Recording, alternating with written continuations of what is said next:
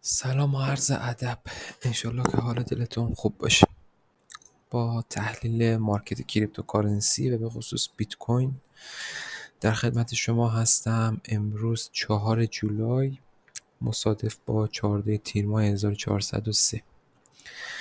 با لایک و سابسکرایبتون به بنده دلگرمی میدین و باعث حمایت میشین برای ساخت این ویدیوها. خب اگه خاطرتون باشه یه همچین سناریویی رو داشتیم، نمیخوایم ویدیو رو خیلی طولانی کنم و یک همچین سناریویی محقق شده تا اینجا.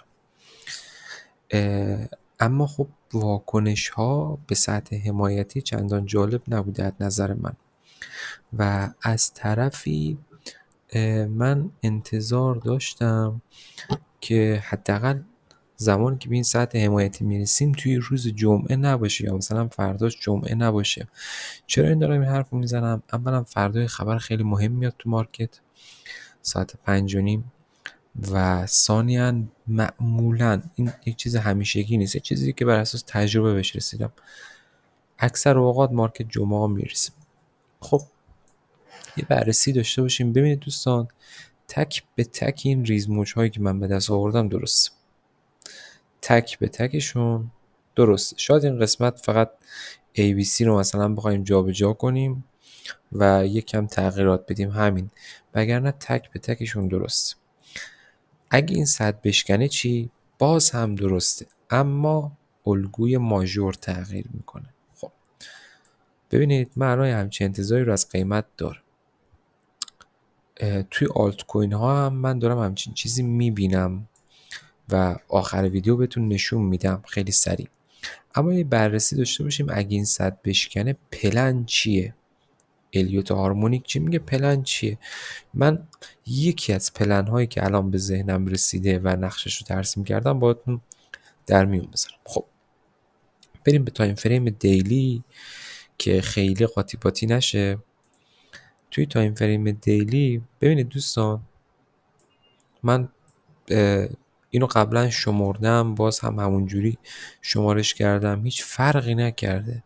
یعنی من اومدم اینجا این رو قبلا که شمارش کردم یه A شمارش کردم، اینجا یه موج اصلاحی شمارش کردم، اینجا رو یه ABC شمارش کردم.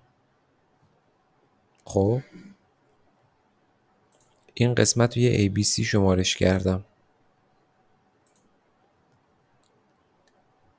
کاملا همش درست، تمام این ریزموج ها درست. خب این قسمت آخر البته میگم شاید اینجا بشه موج 3، اینجا 4 و اینجا 5، اینطوری شاید این یک تغییرات جزئی داشته باشه این قسمتش توی ریزموجاش، وگرنه اینا همه درست. حالا اگر بازار به زیر این محدوده بیاد چه اتفاقی میفته؟ ببینید این پلنی هست که من دارم، به نظر من 56200 مارکت رو برمیگردونه بالا، یه پولبک کوتاه میزنیم، مجدد یه نزول دیگه همینجوری خواهیم داشت. یعنی اگه بخوام شکل نزول رو بکشم یه همچین چیزی برامون اتفاق میفته، مجددا یه لگ دیگه مارکت میزنه. اوکی، دقیقا یه لگ دیگه مارکت میزنه و خواهد ریخت و خودش رو میرسونه به سطح 47-46. سطح 47-46 برگشت داریم که پولبک به همین سطح حمایتی شکسته شده است. مجدد یه ریزش، اینجا محدوده خریده، کجا؟ 40,000، کجا؟ 39,000، 38,000. این یکی از اون پلن هایی هست که میتونه اتفاق بیفته. در واقع این چیزی که من شمردم خب قبلا درست بود، اینجا یک موج A بود. قبلا هم بهتون گفتم من انتظار داشتم که آقا اینجا یه موج B باشه. چرا اینجا رو اومدم یه موج B گرفتم، کف موج B گرفتم؟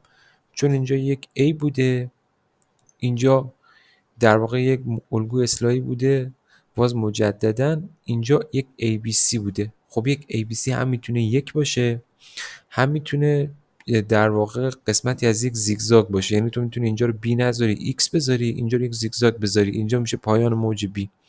یه ABC میشه موج یک. دوباره مثلا اگه بازار اومد یه ABC زد میشه موج دو و ادامه حرکت. خب الان من همچین چیزی رو از بازار نمیبینم واقعیتش. همچنان تو تحلیل قبلم هستم ولی من انتظار واکنش دارم. این واکنش رو نبینم طبق همون متد خودم عمل میکنم و به نظر من این اتفاق میفته و مارکت خیلی سریع واکنش نشون میده و یه همچین ریزشی رو میتونیم داشته باشیم. اما بعدش چه اتفاق افتاد؟ ببینید اینجا دو حالت پیش میاد. حالت اول و سناریویی که به نظر من اتفاق میفته، اینجا یه موج A بوده، اینجا یه موج B و یه موج C. خب کافیه یک دونه فیبوی 3 نقطه‌ای بزنید از کف همین حوالی 16000 که حرکت کردیم تا 73000 به کف موج B که در آینده تشکیل میشه احتمالاً تو سال 2025 بهار 2025 یا این حوالی وصل کنید. خب موج C رو بهتون یک به یکشو بهتون میده حوالی 180000 200000. اما یه نکته منفی اینجا هست. اولا من به قبل این رو اصلا نمیتونم بشمارم، کار عملا برای من حداقل غیر ممکنه. اما اگه من بیام اینجا اینو بشمارم، من اینجا یک در واقع موج A دارم، اینجا یه موج B دارم، یه موج اصلاحی به هر صورت و این قسمت هم یه موج C میتونه باشه که اومده سقف و زده و اینجا میتونه سقف باشه و اینجا میتونه یه حرکت اصلاحی رو به بالا باشه و دیگه بالای 73 نریم. یه همچین گزینه واقعا الان به قول معروف روی میزه به قول آقایون و میشه بهش نگاه کرد. به هر صورت من با لایو بازار پیش میرم، صرفا یه سری احتمالات رو دارم بهتون میگم. فعلا 56 و 200 احتمالاً یا همین محدودا قیمت رو بالا بفرسته. البته اگه این محدودا بره بالا که خوبه و حرکت پرقدرت باشه، ولی باید مومنتوم داشته باشه. حرکت بدون مومنتوم به درد ما نمیخوره. یک مومنتوم باید از بازار ببینیم، یعنی 10% هم از سودو بدی آقا، نمیخواد کف بگیری، 10% از سودم دادی مهم نیست، بذار با تاییدیه وارد شو. این حرکت واقعا یه حرکت میتونه خیلی مخرب باشه و خیلی سریع شاید یه همچین حرکت تو مارکت باشیم، یه کلپس شدید و یه ریزش شدید. 56 و 200 میتونه محدود حمایتی باشه، قیمت رو بفرسته بالا و 61 تا مثلا 64 دیگه اون حد بالاییش باشه که قیمت بالای اون نره. هرچند که به لحاظ الیوت میتونه دوباره تا همینجا هم کشیده بشه، هیچ مشکل نداره، اما من میگم بالای این نمیره به خاطر این فرایند اکومولیشنی که اینجا شکل گرفت و این رو میریم به سمت پایین. خب بعضی موقع کلاسیک هم نگاه کنید بد نیست دیگه. تمام این الگو یک مستطیل هست. مستطیل وقتی پایین شکسته بشه به اندازه عرضش به سمت پایین حرکت میکنه. عرض مستطیلمون چیه؟ عرض مستطیلمون از اینجا تا اینجاست. به سمت پایین شکسته بشه به اندازه این عرض به سمت پایین حرکت میکنه. خب تقریبا میفته اینجاها حوالی 43000 که به نظر من تا 39 هم میاد برای ترسوندنش. باید دید اونجا مارکت چه واکنشی نشون میده. اما خب بریم بقیه ارزا رو یک چکی بکنیم ببینیم اونجا چه خبره. البته خیلی سریع من یک نگاهی دارم به سولانا. خب تو سولانا که همچین انتظاری داشتیم، حالا اگه تحلیلش دنبال میکردین، البته من فقط فکر می‌کنم تحلیل سولانا و اتریوم تو کامیونیتی منتشر کردم، همراه با بیت کوین تحلیل دیگه منتشر نکردم. یه همچین انتظاری داشتم، یه همچین انتظاری داره اتفاق میفته. امیدوارم به ثمر بشینه و بعدش بریم بالا. واقعا امیدوارم، وگرنه بازار میره توی یک شرایط خیلی خیلی بحرانی. بریم به سراغ اتریوم ببینیم اتریوم داره چه اتفاقی براش میفته. من شاید یکم سیستمم لگ داره، من ازتون عذرخواهی میکنم. به هر صورت یک کمی شاید بد جواب میده. خب اتریوم یه همچین انتظاری رو ازش داشتیم. من انتظار داشتم بیاد خودش رو برسونه به 3700 بعد بریزه. خب این اتفاق نیفتاد و خب الان دیگه تو میتونی اینجا رو و این کف رو به عنوان سقف و کف موج 1 در نظر بگیری و این رو به عنوان سقف موج 2 و خب موج 3 یک همچین حرکتی رو میزنه. خب یه همچین حرکتی از اتریوم با اون حرکت از بیت نمیخونه این حرکت. یعنی ممکنه آقا بیت از 52 هم برگرده، ولی باید ببینیم که تو بازار چه اتفاقی میفته. شاید هم قرار نیست این شاخه نزول، شاخه صعودی تا این بالا تشکیل بشه، شاید قراره دوباره یه جایی به اینجا برسه و مثلا حوالی 3700 دوباره کله کنه بریزه. پس خیلی مهمه که حواسمون جمع باشه. یه نگاهی بکنیم بقیه ارزا رو. مثلا چه ارزی؟ مثلا دوج.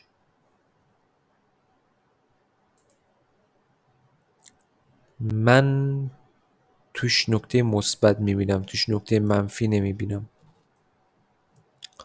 نکته منفی نمیبینم. توی زون زمانی هم هستیم، این نکته خیلی مهمه. جولای زون زمانی خیلی مهمیه که اواسط جولای میتونه کف بازار تشکیل بشه. به نظر من بریم سراغ در واقع بعد از دوج دلم میخواد شیبارم این نگاه بکنم و خیلی سریع این تحلیل رو تمومش کنم و یه بار دیگه برگردیم به جنبندی رو بیت کوین برسیم. نمیخوایم روی آلتا وقت هدر بدم، ولی خب در کل خیلی دقیق اومده به اینجا واکنش داده. انتظار دارم واقعا همین کفش باشه، نمیدونم، یا انتظار همچین حرکتی ازش دارم. این مبدا از دست بره خب این خیلی قشنگ میتونه تا زیر این بیس هم برسه، یعنی تا 5 تا 0.84 85 حتی بیشتر هم میتونه بریزه، ولی فعلا 4 تا 0.15 باید نگهش داره. خب بریم سراغ بیت. پس شد سناریوی ما فعلا همینه، اما اگه شکستی اتفاق بیفته و خصوصا کلوز زیر این سطح توی تایم فریم 1 ساعته یا 4 ساعته ببینیم، انتظار یه همچین حرکتی که ابتدا به سطح 47000 تا 46000 واکنش بدیم و بعدم بریم برای 39 و 38 قطع به یقین. حالا این که 47 46 فعلا مشخص دقیقه، اما روی این نمیتونم دقت داشته باشم به خاطر که هنوز این تشکیل نشده، موج 4 تشکیل نشده. خب بازم 12-13 دقیقه شد، نمیخوام وقتتون رو بگیرم. اگه سوالی بود بپرسید توی کامنت ها، سعی میکنم پاسخ بدم. من چون احتمالا فردا و اینا هم تحلیل نذارم، سرم خیلی شلوغه، به خاطر همین گفتم امروز آخر وقت شاید واقعا یه تحلیل میطلبه بازار و امیدوارم که راهنمایی راه باشه. اگه براتون مفید بود لایک کنید، سابسکرایب کنید، به هر صورت حمایت های شما باعث دلگرمیه. مرسی از همتون، ممنون.